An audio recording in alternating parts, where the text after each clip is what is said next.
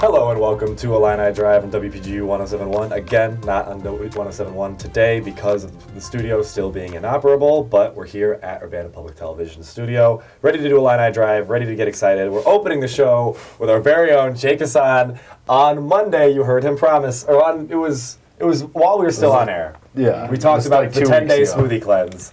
Jake breaks this weekend, ingests something other than a smoothie. After you broke, did you immediately just throw it all off? What'd you have on Sunday? What'd you eat? So it wasn't even Sunday, it was Saturday because Dad's weekend this weekend, Illinois game. So the way my house is, we have a parking lot like right outside our door for all of us to use, but it's still, even with all of the cars in there, it's like a lot of space. So we brought a couple folding tables out, like we brought my roommate's TV out and put it out and played the Illinois game on there. My other roommate's dad brought his grill. So just from the jump, like as soon as I saw people's families start showing up, like all my roommates' families and then my family eventually showing up with like a bunch of food, like I knew it was going to be rough. And then I knew I wasn't going to make it all day, so I quit early. Yeah. I just cut my losses early. But what the food you've definitely been craving some actual substance. So what have you ingested this weekend?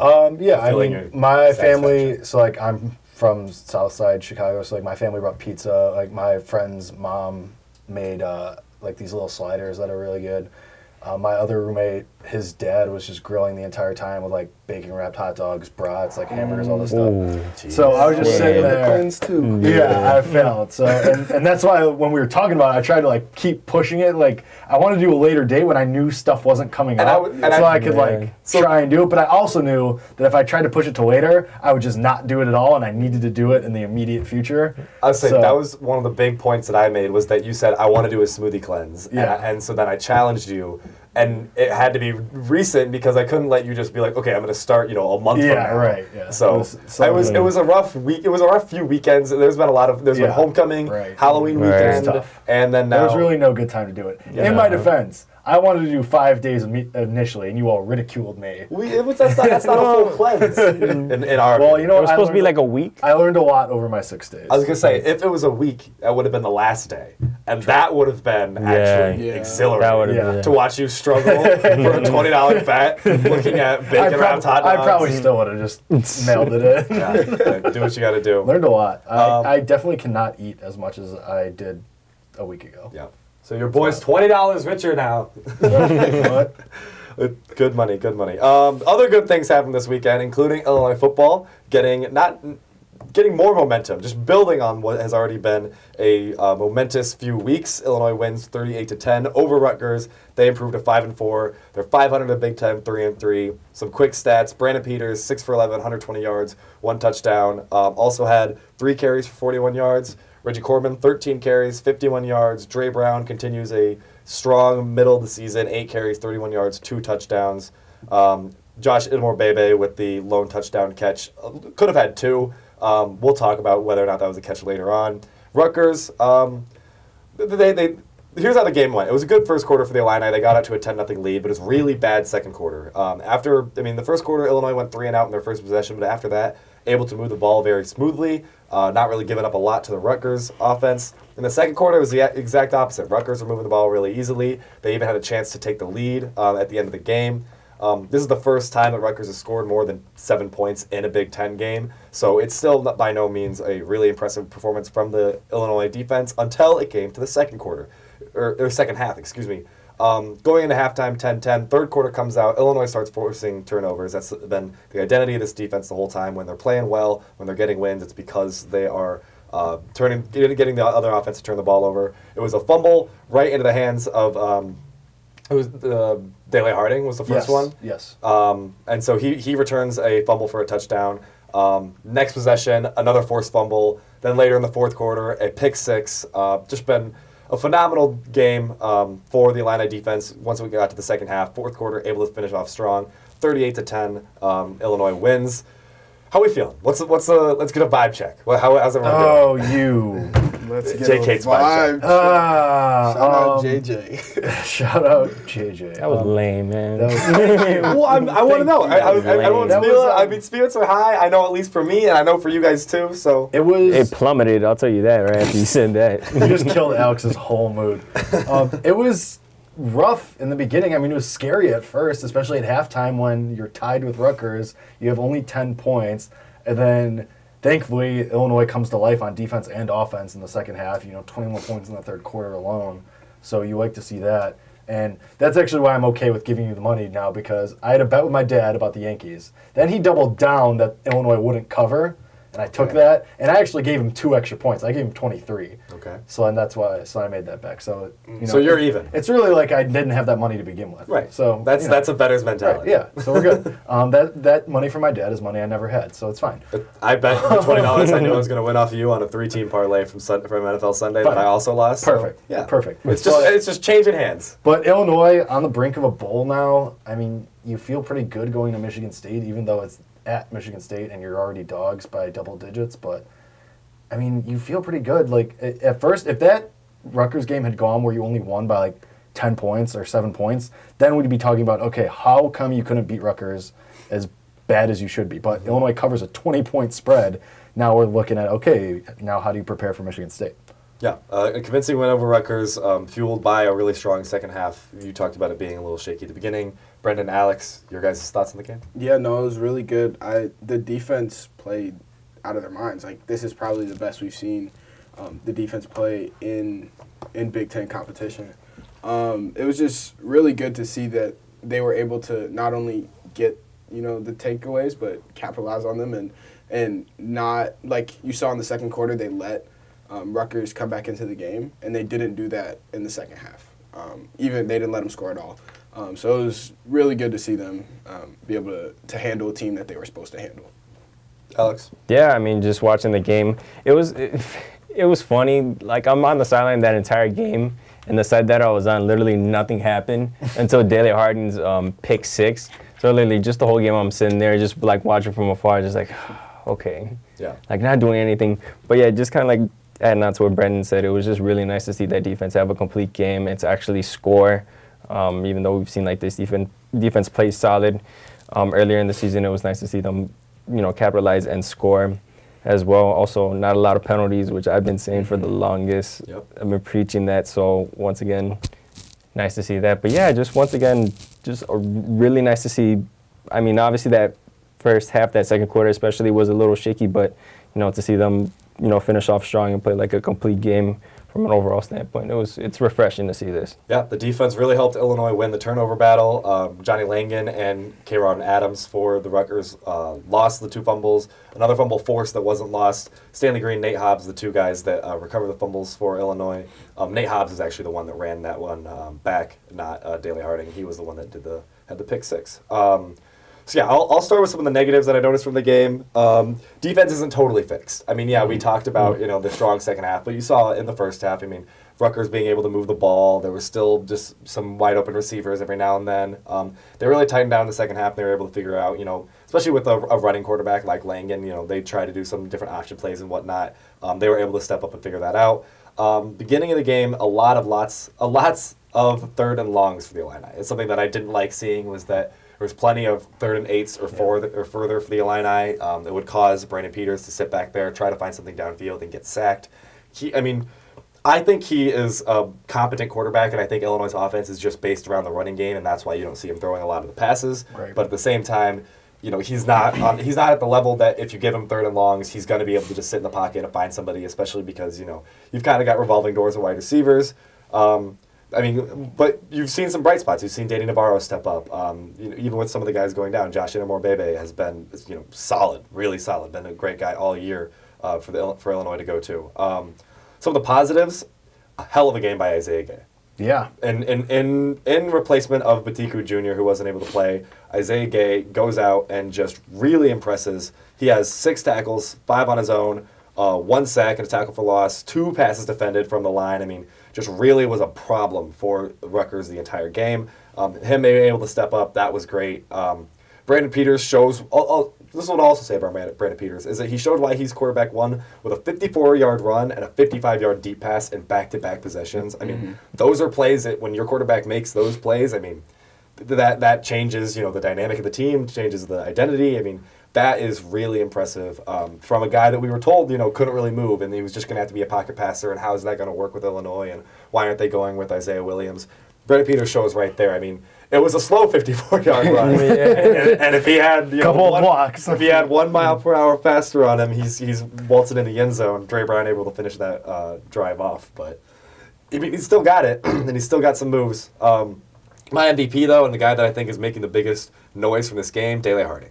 Dele Harding had a phenomenal game, 7 solo tackles, 2 tackles for loss, a touchdown on a pick 6. I mean, has really stepped up. Him, forced fumble. Forced fumble that I'm not even remembering. Him, Milo Eifler, and Jake Hansen make for a strong linebacker group there for Illinois. I mean, we talked about how a lot of times, when teams struggle, there's certain core groups that are the reason. And when I think about it, it's offensive line and linebackers as sort of the 2 big ones. And Illinois has solid groups at both of those positions, and it's really been everywhere else and sort of outside forces that have led to Illinois' struggles in the past. But the struggles look behind us. I mean, a 5-4 team, a 3-3 team in the Big Ten, winning the games that you should win, surprising Wisconsin after losing a game you probably shouldn't have lost.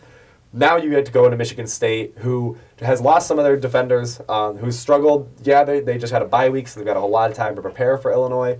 But we've also seen some teams struggle, sort of like stumble out of the gates after bye weeks this year. I mean, Illinois won. I feel like I've been seeing it all over football, professional level, college level, everywhere. We'll preview Michigan State more in our Wednesday show because I don't want to get too far ahead of that. But this game feels winnable, and I asked about your guys' sort of like feelings about this last game. What are your feelings just on Illinois season as a whole right now? Because I've never been higher. How quickly they turn it around. 3 weeks ago, like before the Wisconsin game, we were talking about how confident we were that Lovie Smith would be back next year. Yeah. And how quickly they turned it around and how quickly the fan base has now jumped back onto this I don't want to call it a bandwagon, but it's like the momentum that they've had has been, bandwagon-esque. So like it's just great to see that the team never gave up on themselves, and Lovie never gave up on Lovie, and Lovie never gave up on them.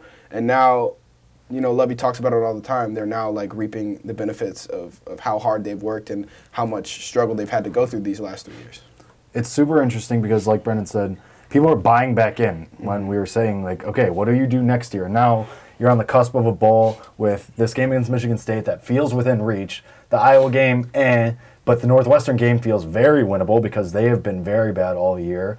And it's just things finally starting to come together. Like, I think Isaiah Gay is a perfect example because this was a guy who his freshman year was supposed to be like that cornerstone of that defensive line because we saw a lot of potential. We saw him as like a guy that could get a bunch of sacks in a season and could really become a presence. And then last year wasn't so good, was really a non-factor. Beginning of this year, Batiku takes his spot.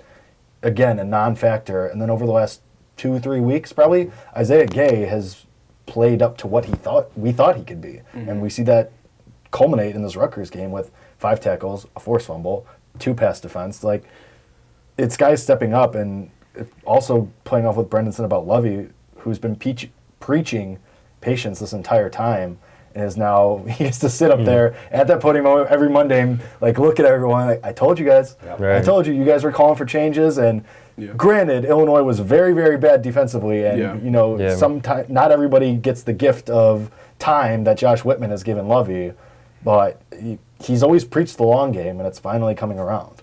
Yeah, he made a comment in his post-game, or not his post-game, but his Monday media availability today, sort of about how, like, you guys referencing the media were asking for changes, and I stayed with what I knew.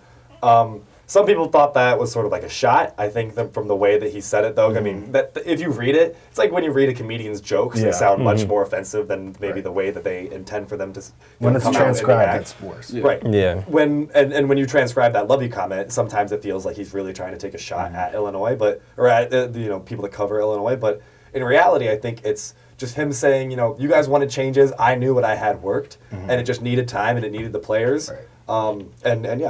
We've seen what we can do now. Speaking of needing the players, this is an interesting question I want to pose to you guys because every time I watch NFL Sunday, I'm like, man, like I recognize that guy. He went to Illinois. That guy went to Illinois. That guy went to Illinois. Who on this team do you think could legitimately play in the NFL in the coming years? And I'll preface this by saying that Jake Hansen just made the semifinal list for the Dick Butkus Award, best linebacker in the nation. He's been, an Illinois staple, one of the better linebackers for Illinois in the past, and definitely in the Lovie Smith era. And the past 2 seasons been an absolute stud. Dele Harding's kind of been doing his thing and maybe outplaying him a little bit in the past few weeks, but I don't think Jake Hansen minds as long as they're getting wins. Yeah. So who do you see on this Illinois roster that you think could make that next step? Blake Hayes. Right. Thank No, you. yeah, That's good my call. answer. That's the easy one. I mean, the second easier one, the next easiest one would be Reggie Corbin. So, and that's where I was maybe, I definitely see it. And we've been talking this year about how like Reggie Corbin was really hyped up to be maybe one of the better running backs in the Big Ten this year, and because of maybe some injuries nagging him and just sort of the scheme involving Dre Brown, right? Sort of slowed that sort of Heisman talk, if you would. I don't know what the Big Ten Running Back of the Year award would be called or is called, but he hasn't been sort of like this outward star. He's just been Illinois running back. I don't know. He can announce after this year. He doesn't have the. He doesn't have. He can, but I'm saying like, he won't after this year. I don't think he has the draft stock to announce after this year. So I think Reggie Corbin could, but I also think it depends heavily on a strong, senior campaign. The Running Back of the Year award in the Big Ten is the Amish Dane Running Back of the Year award. Okay. In honor of Wisconsin's Alan Amish and Ron Dane. Okay. It started in 2011. The first 2 winners were Monty Ball.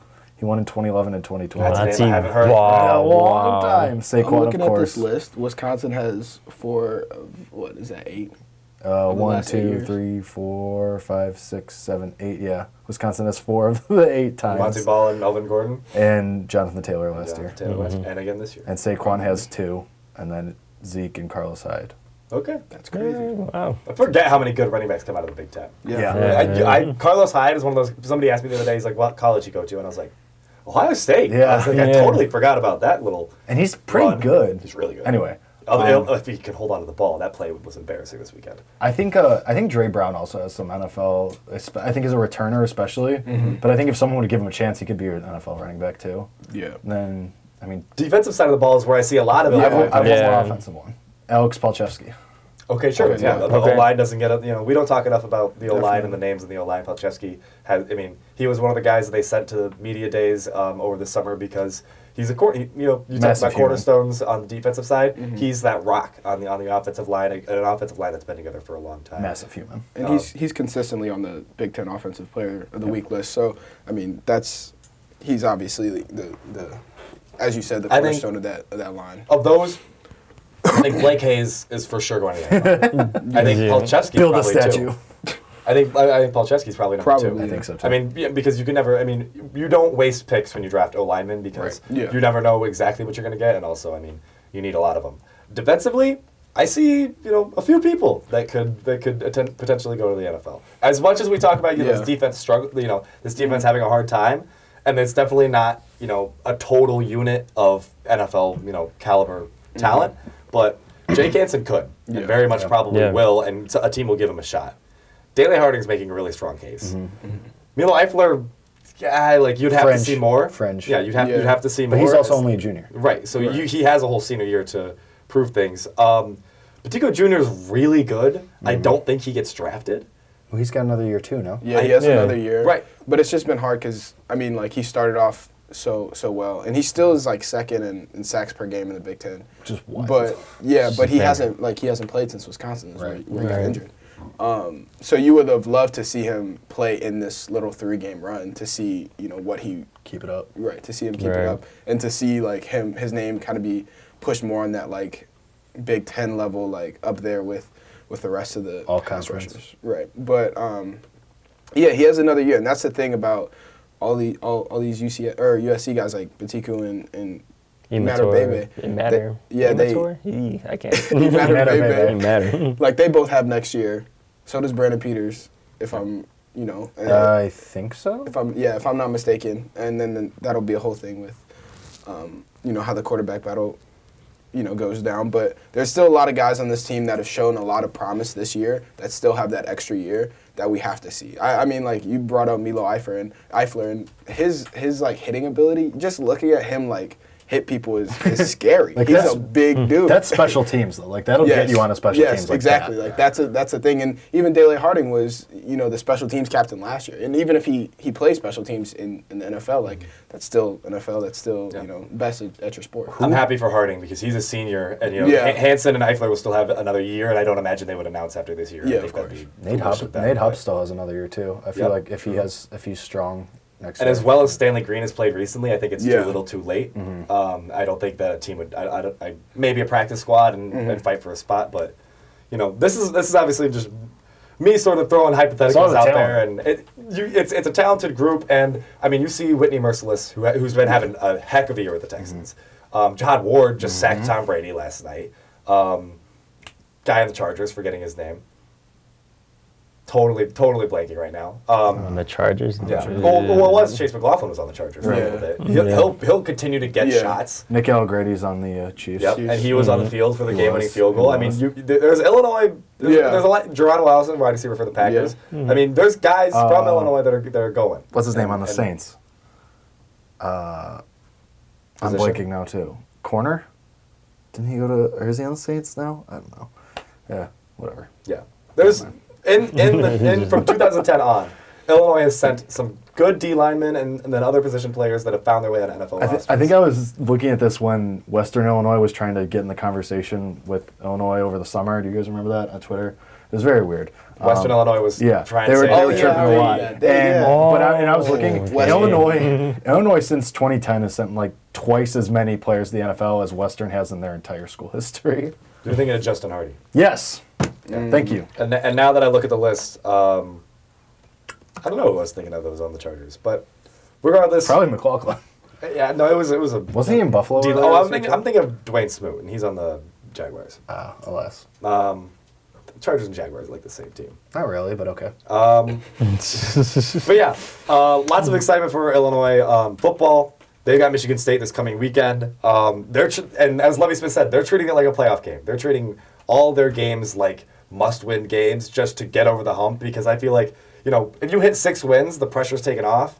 I don't think the pressure needs to get taken off the Illinois because I think that's sort of what's sparked their improved play. But also, just relieving some of that stress and whatnot has to be good for the Illini. Yeah, especially coming back next year with a healthier team and more recruits coming in. I don't know. And everyone we just talked about, Yeah, too. and everybody we just talked about that has another year. That's why I want to see them not be satisfied with this, but be like, this is what we can do if we continue to work hard how we've been working. Because if they make it to a bowl game this year, and then next year they try to make another jump and wins, and then you're looking at build on yourself from there. right, and then you're looking at building an actual like successful program in the Big Ten, which is obviously the goal. And next year, like, you even get guys who were here this year, like, I guess for lack of better terms, like marinating in the system. Like, No, Shamon of course. Cooper is going to be a Right. bigger player next year as far as his role. Marquez Beeson will be back. Yep. And then you get recruits coming in too, so it's going to be super interesting. Yeah. So don't waste it next year. I won't Okay, waste it. Yeah, Man. Oh, that made me sad. You guys are all leaving. I mean, We'll be watching from we're missing as Illinois is getting good. We're, Right. You guys, we're seniors, and it's fun to cover as Illinois sort of turns the tide. But We want to see it man. like in its prime. We're just getting the. I think Tommy feels. Oh, I can't imagine. Oh yeah. Poor Tommy. Shout out Tommy, man. Jeez.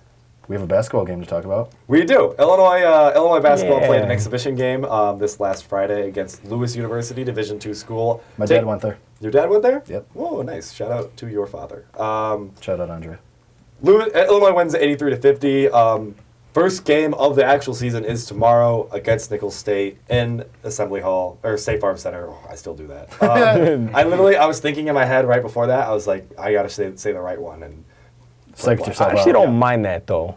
I think a lot of people. I think Like- more people do that than you think. Yeah. oh no, yeah. I think a lot of people from around here are still mad that it got like Changed. a brand name on it. Corporate America. Right. Well, because I mean, you had Memorial Stadium and Assembly Hall, and it was exactly the same as Indiana, but it was also like, you had a stadium name and no interaction elsewhere. Having State Farm Center, I mean, it's still a fine name. At least it wasn't something dumb. What's the White Sox? Guaranteed stadium? rate. Guaranteed rate Every field. time I All drive by, I right. laugh. That's Every time I Hey. go home, I just see the arrow pointing down. That's a I'm special like, place in my heart now. I bet it does, but it's a spending bad- all Oh, yeah. summer there. Terrible. It's a You really cannot bad name. No, it's terrible. Pelicans play in the Smoothie King Center. It's also a bad day. It's like Smoothie King. I like Smoothie King, great brand. No True. free ads, but Smoothie King, you just don't sponsor an But NBA stadium. Smoothie King.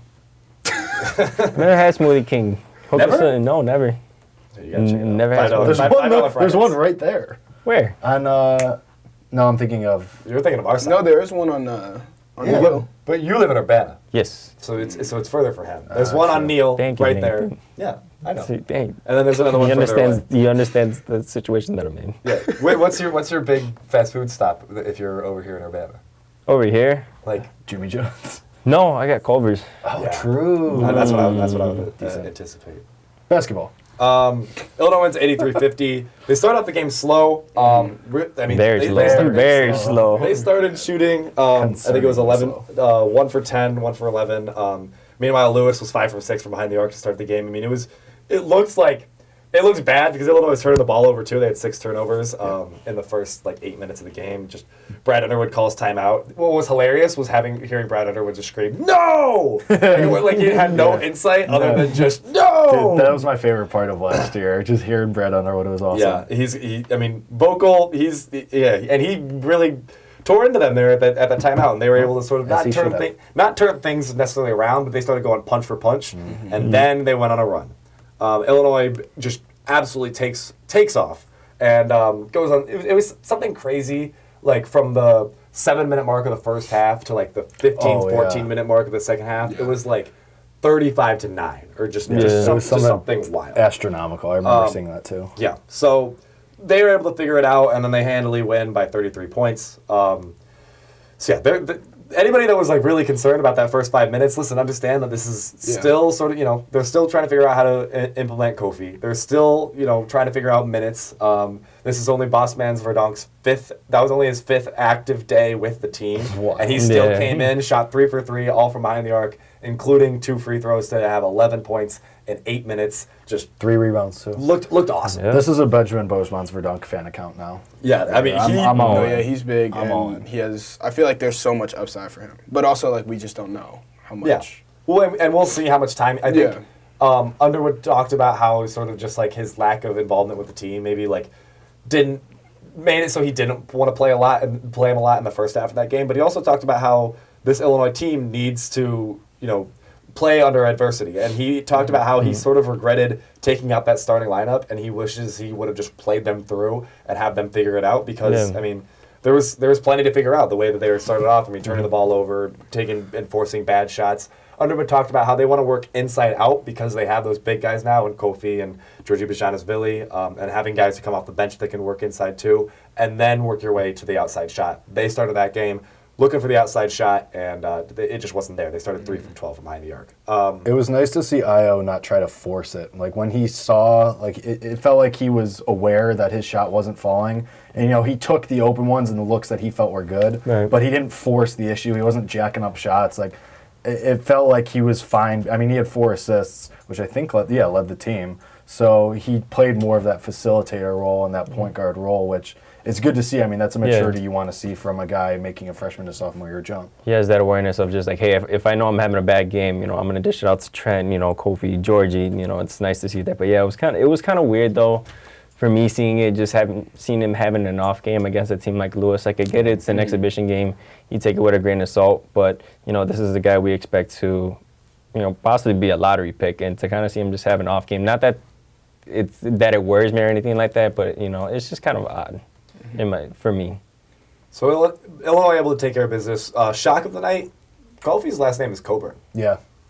I thought he was pronouncing it. For months. Yeah, on I was gonna start that today if I mentioned his name. Yeah, I did the same thing. We all deserve a good plate of crow for just saying Cockburn for the entire time. I mean, you look at a name. There's some letters that you think of as being silent occasionally. Yeah. And K is not one of them. Yeah. CK in the middle of the No. name is not one of them. It's Kofi Coburn. It's Kofi Coburn. We'll say. I was correctly sitting on the going base forward. and I'm like, "Psh, this guy's saying it wrong. Yeah. Well, yeah. And then I was like, wait a second. Like, he's a professional PA guy. Like, he definitely asked the coaches, any name pronunciations that I need to know about, and they were like, yeah, your own team, like.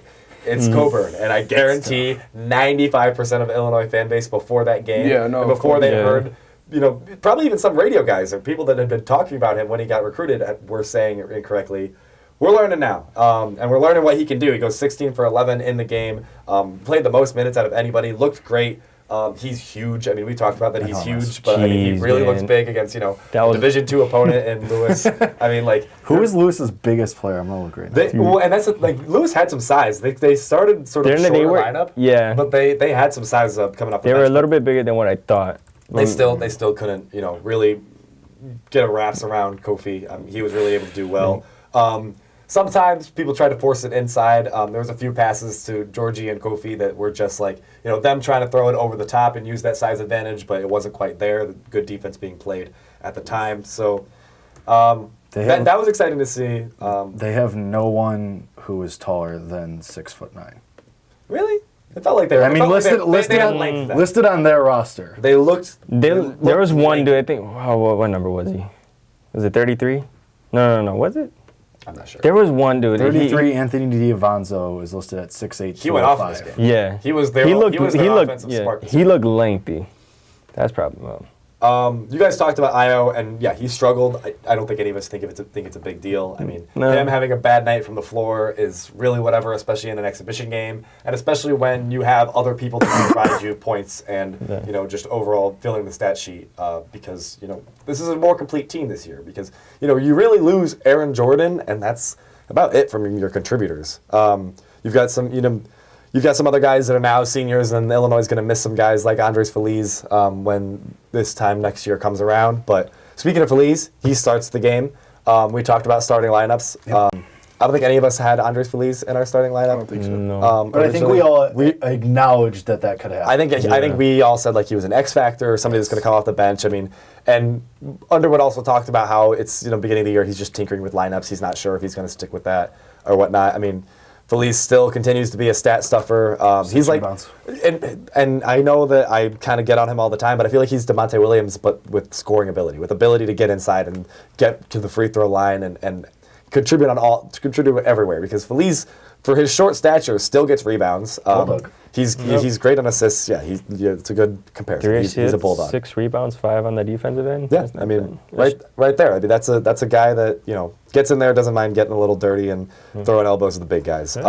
So as we look forward to, we previewed a lot of Illinois basketball on Wednesday. Maybe a little too excited because maybe this is the show that you're supposed to do it, but we kind of already did the preview. So I want to talk about the non-conference schedule. I want to talk about what are the most important non-conference schedule games for the Illinois basketball team, because some people would say this is a weaker non-conference schedule than last year. Oh, definitely. In some areas, yes. But I kind of agreed with Brad Underwood when he talked about these upcoming 2 games. You're going to have a sold-out crowd at Grand Canyon because that's just how they do. Yep. And then you go at Arizona, who's a ranked team right now. So you start off with this little trip to Arizona that's actually going to be a little tougher. But I want sort of you guys to go ahead and comb through and take a look and really, I mean, I think that we can all agree on some of the exact ones, but let me know what you guys see and what you guys think about this non-conference schedule for the Illini. I think the Miami game is big. I think that's one that you're really going to be tested, especially because Miami was kind of a better team last year. The Arizona game that's coming up on Sunday, that's going to be interesting. I mean, Arizona isn't as good as they were maybe 2 years ago, but I still think that's a decent, early season gauge for where you're at. Hawaii's underrated, I think. And then, of course, Mizzou. I mean, the bragging rights game is on the 21st of December. It's going to be probably your biggest game of, probably your biggest game of the season up to that point. Yeah, I would agree. Well, you Maryland and Michigan, those are big games but they're not non-conference. Right. So I get the point that you're making here. I appreciate that. Yeah, Brendyn, Alex, anything else? Anything? No, I'm with that. Thanks. Yeah. I'm I'm with that. especially that Mizzou game. Say hello to old friend Mark Smith. Yep. Friend. That guy. Yeah, I'm kind of same all around. I think that Miami game, that one, I've had circled on my calendar for a while now. I think that's definitely a game. I wouldn't call it, if they win that game, like a signature game, but that's just a game that obviously you would like to win, but, if they can, trade blows with Miami, I think that shows that the team's on the right direction. And I think that Miami game's big for multiple reasons. One being that the next two games are then the two conference games against Maryland and Michigan. Maryland is a top 10 team right now. Michigan's getting votes. They're not ranked right now, but we know what that program can do, and I'm interested to see how Juwan Howard does under the reins. I'm going to highlight all the games you guys didn't bring up. The Nicholls State, Grand Canyon, Hawaii, Citadel, because I said Hawaii. For this reason. Those are games you have to win. Yeah. Yes. And Correct. if Illinois basketball legitimately thinks that they're going to get back to the NCAA tournament, they need to understand that they have to take care of business against the teams they need to take care of business against. What the games that you guys just brought up, Arizona, Miami, Missouri, those are games that, if you lose them, it's not really that. You want to win those games. I'd love to go into conference play undefeated because they're all winnable games. I think Arizona's a winnable game, and it's sort of a statement game to let the college basketball scene know that you are here to play this year. I think Miami, not only to build the momentum against the upcoming opponents in the Big Ten, but also Big Ten ACC Challenge. That game's on ESPN2, nationally televised. There's going to be a lot of hype around that. That's a home game, so it's a game that you should win because of that. I'm not really sure where Miami's at this year in terms of talent or where they might end up. And Missouri, that's a game that you really want to win because of the rivalry and whatnot. But the rest of the games, you really need to win those games because the threshold for NCAA tournaments is 20 wins. I think that's, if you get 20 wins with some strong wins in there, you're pretty confident that you're making the tournament. Yeah. If you get 19 or 18, you got to have some top 10 wins. You got to have a lack of bad losses, which again comes back to these games. So and last year, you had some of those moral losses where, Gonzaga, moral loss. Yeah. Iowa State, a game you kind of didn't hang around as much as you want to, but still good. Notre Dame, a game you lost at the last second, and kind of a moral loss. You can't have those anymore. You can't have them anymore, period, but there's also none of those chances. You're not going to get that against the Citadel. You're not going to get that against Grand Canyon. You're not going to get that same leeway because, this non-conference schedule here in Champaign or wherever is different from non-conference losses in Maui. It's just not the same. Right. The Citadel. I'm actually looking forward to that game. Where even is Citadel. that? I think I clicked it. The Citadel? I'm looking. Yeah, but where is that? it's in the Carolinas, I believe. The Citadel is a weirdly tight-knit, you graduate from the Citadel, you get a ring and you wear it around. The Citadel, the Military College of South Carolina. That makes sense. Charlottesville? Or it's College in Charleston. Charleston, yeah. So if you graduate from there, you get a ring, You get a ring. and you're a part of the. Yeah. Because I would assume so. You're called the Citadel. if you want, should have went to the Citadel. It's not super. no. There's a bad article I read about really? military hazing that they did. Oh yeah, that's not for me. No. That's a no for me, dog. That's why I didn't do ROTC, man. I'm saying though, if you guys want an interesting read, I don't know, man. It's a culty kind of school, and I'm all in now. And there's a really good article. Cold, I'm in. There's a really good article, and if you find the one that I'm talking about, you'll know it's the one I'm talking about because it is it's dark and it's crazy, and they've moved past that. But I also am not surprised. I wouldn't be surprised if there's still some, that looming lingering sort of respect for an underlying reason that comes from going to the Citadel. I'm not making accusations here. I'm getting off point. So this is that you hear in movies hey, we got to battle the Citadel. This is the real life version of that, but in school form. What movie are you referencing? Okay. I'm trying to I don't think. think we've watched with you, Alex. I don't think we've watched the same movie. Battle of the Citadel sounds like a mission in Call of Duty. It sounds like an episode of Game of Thrones. Me too. Was it from Troy? No, it wasn't from Troy. Was it Troy? What was that movie that Heath Ledger was in? Paris. No clue. The battle. No, The Troy is Citadel. with. Was Heath Ledger in Troy? No, I think that was Brad Pitt. Yes. Yeah, it was was. Brad Pitt. That's what I was trying to remember. We are way off the rails right now. Yeah, man. I'm just. Hector. A Knight's Tale. Did that include the Citadel? No, I don't know. Citadel. I heard it from a movie. Sid. I don't know. All right. Let me He's not gonna sound it out. let me reel this back in.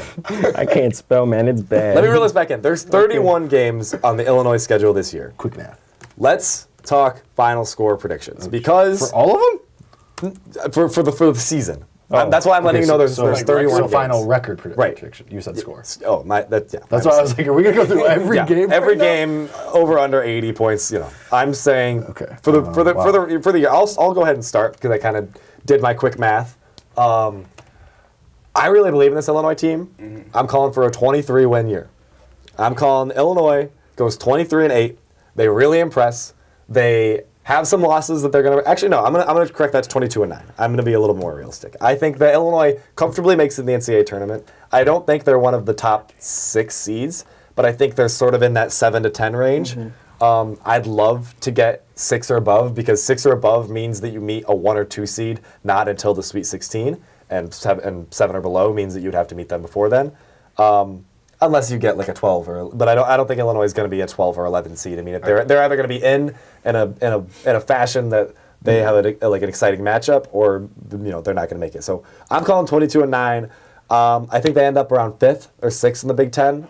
Big Ten's not quite as good this year. I think 22-9 and actually maybe even do better than that. But I've got a lot of faith in the guys that are getting votes right now for the Big Ten. The Marylands and Ohio States, Purdue's, Michigan's, those guys, they look really good, and Ohio State's going to be really tough this year. But I'm going 22-9. Let me hear what you guys think. I'm going with 23-8. I just went through it. I skimmed it.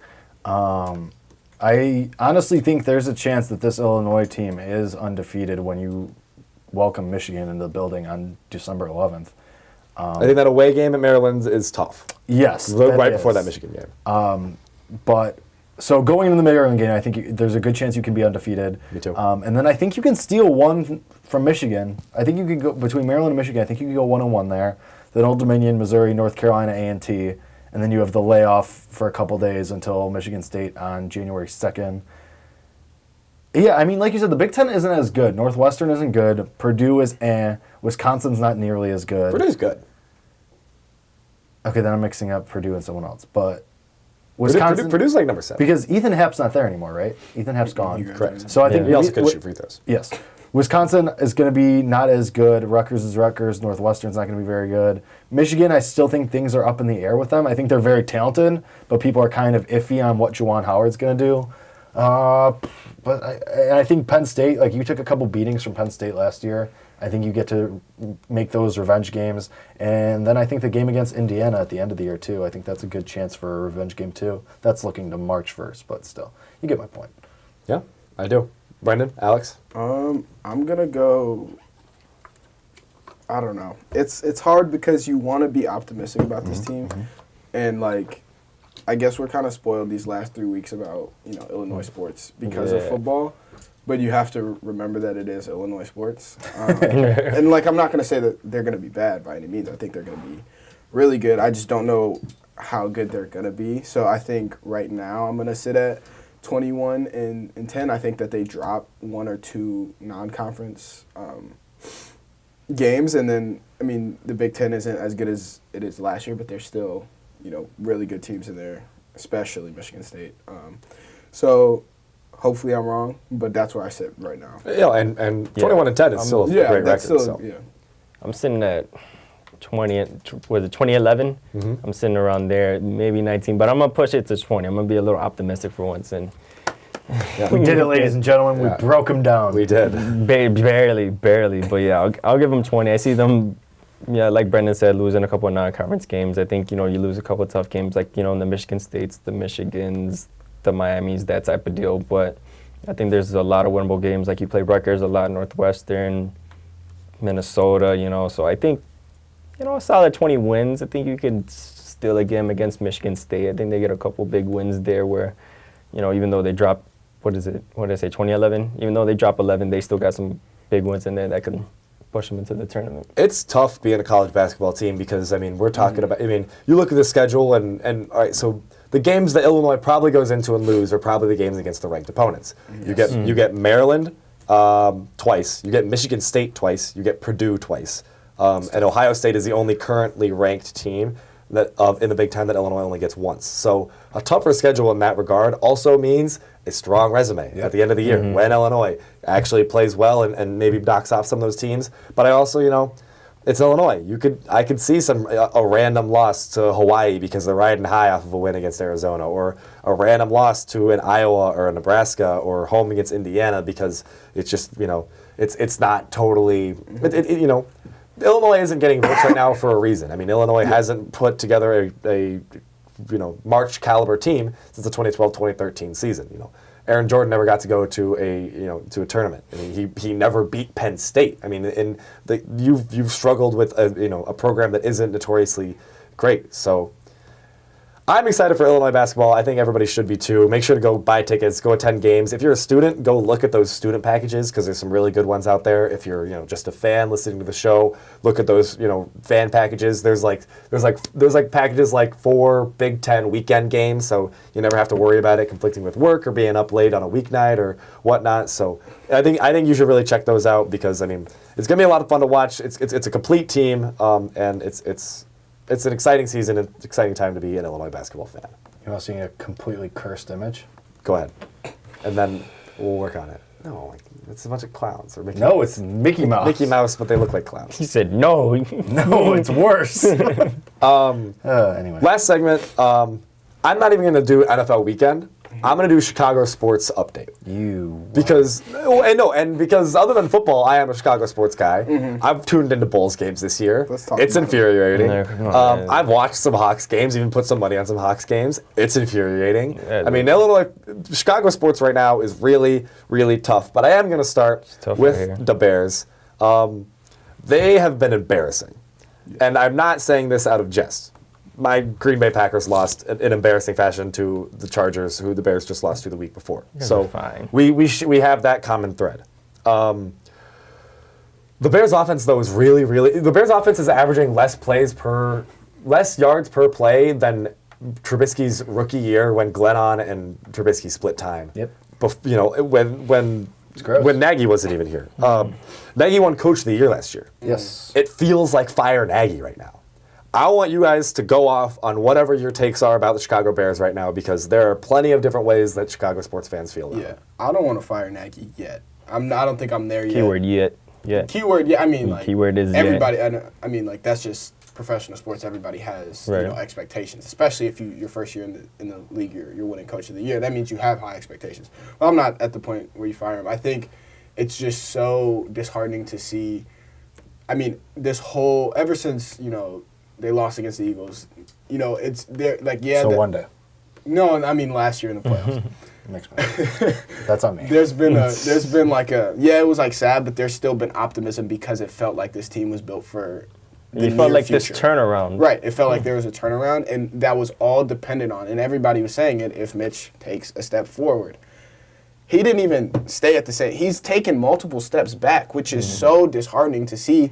Like, he can't lead this offense in the first half. Like, it was literally, I was watching that game, and it was far into the second quarter until they got their first down. Mm-hmm. Yep. That's unacceptable. You can't do that as an NFL offense. And the fact that, this is Matt Nagy, who's come from, Andy Reid, and this is Mitch Trubisky, who yes, like, he's not, this transcendent quarterback.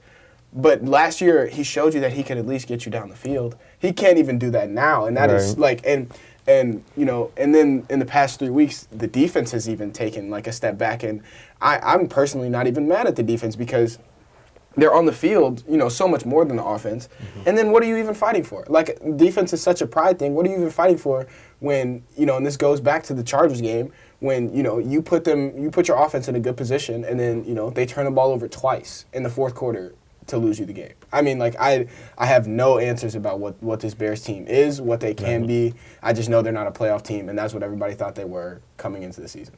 Yeah.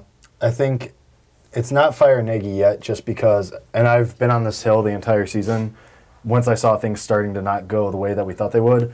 I think Nagy is a product of the talent that he has to work with. I think we know he's creative. I think I said this on this show, I think Nagy's playbook is like this, and he has to use this much of it because of the talent that he has. Mm-hmm. I think he's handcuffed by Mitch, which is unfortunate to say. Like Brendyn said, he's taking multiple steps back. Right now, his adjusted yards per attempt, which is at under 5.5 right now, is tied with Jay Cutler for 29th worst of this past decade. Jeez. So it's just a product of what Nagy has to work with. We've seen what happens when Nagy can have a run game and the offensive line is clicking.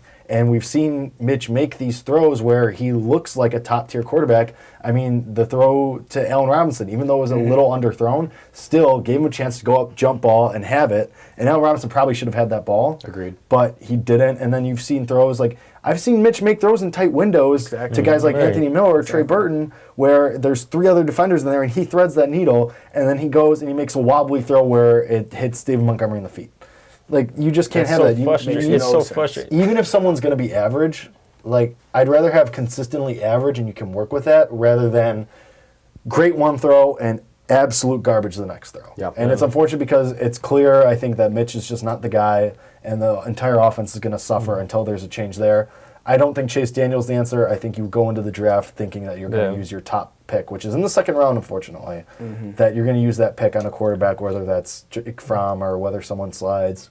Yeah, it sucks. I don't know. It sucks to see, like, when Mitch got drafted, to kind of see these, those nightmares or those, worries come to fruition. Now we were just like, why do we trade up for this guy? Like, the Bears like banked on this guy. Like, hey, this is our guy, and we're like, okay, we'll roll with it. And last year we were like, okay, we see some flashes.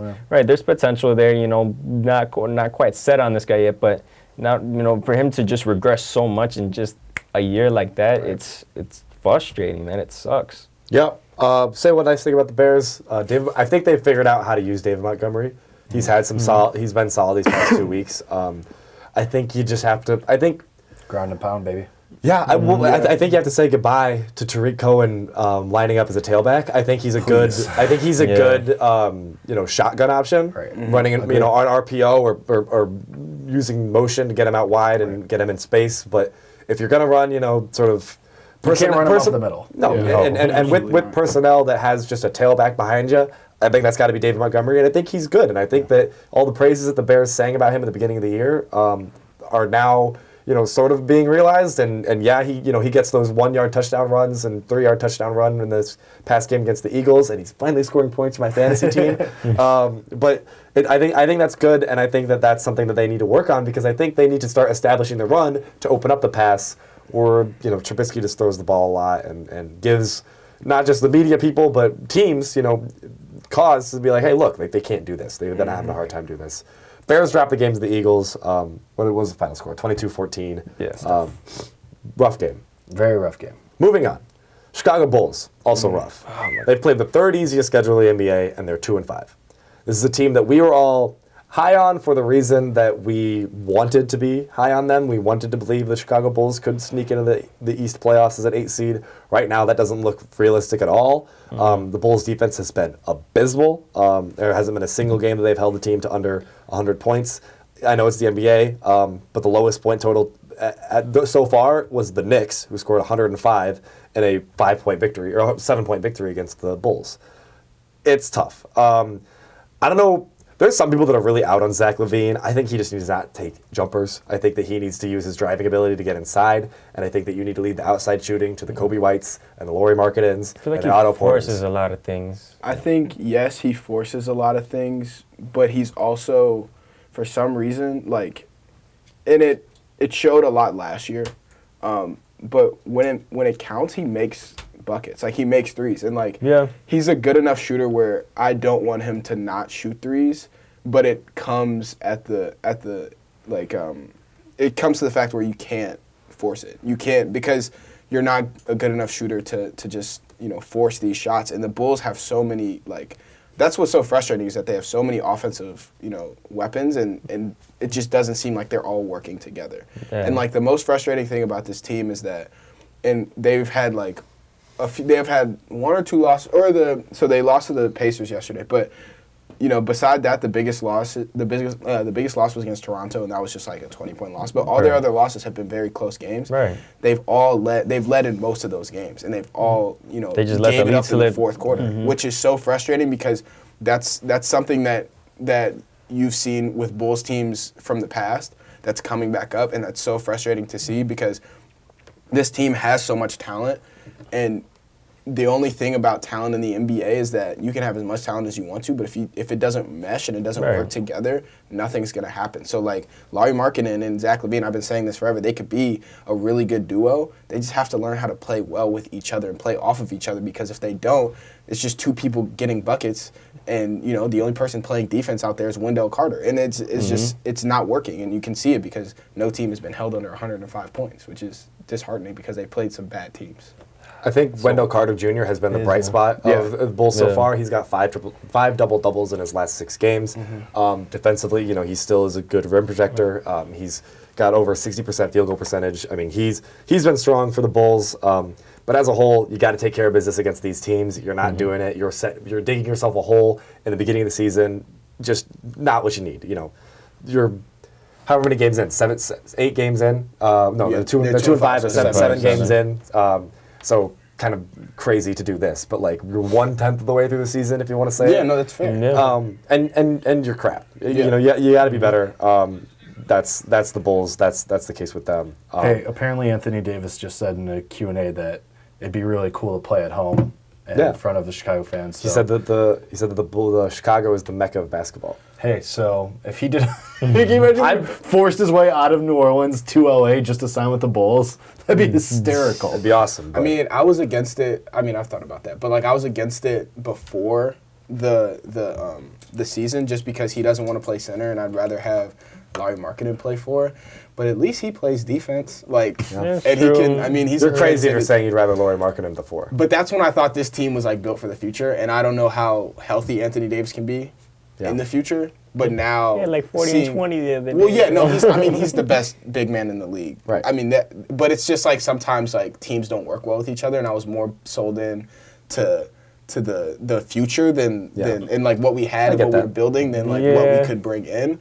But now, after seeing these first 7 games, it's like, get us somebody that wants to play defense and can teach these guys who are still relatively young how to play with each other and how to want to win together. I'm not throwing the Bulls in the garbage bin just yet. Yeah. I mean, it's a bad start to the season, but we'll see how things go. This, you know, as much as I liked him in the offseason, this has sort of made me sort of regress my like for Boylan as time went on. I was never in on Boylan. I never was in, but he was saying the right things in the offseason. Yeah. This all comes, you know, tumbling back down to earth. I didn't care what he said. I was just like, once they brought him in, I was like, nope. Yeah.